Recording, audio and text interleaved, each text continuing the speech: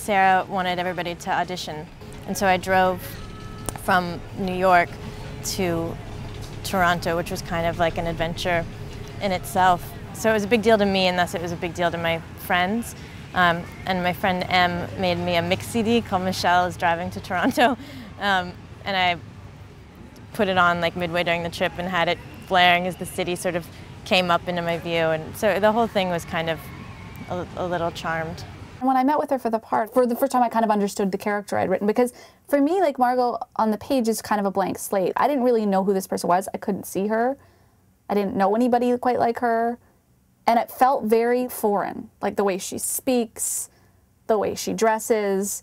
I mean, I could kind of like see these things very clearly, but it didn't remind me of anybody. So I kind of needed a lot of help in getting to know her. And then when I met Michelle and worked with her a little bit, then the character appeared, and then it became very, very easy.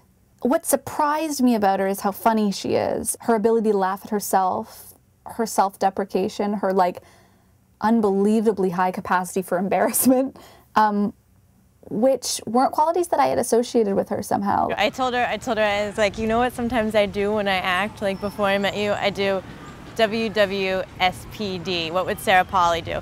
Like, you know, when you're doing a scene and you're on like take 10 and something, you still haven't sort of found your way in and something isn't clicking and you're just like calling upon the gods for like some sort of, you know, help, really. One of my like pull it out of the bag is like, how would Sarah Polley do this scene? What would she do? And of course that's my imagination at work. You know, like I have no idea how Sarah works as an actress. I have no idea what she would do as an actress. I think it's about some sort of like truthfulness. I think that's what I'm trying to, when I say how would Sarah approach the scene, I think I'm trying to say like, what's the truthful way in? Michelle is so vast to work with.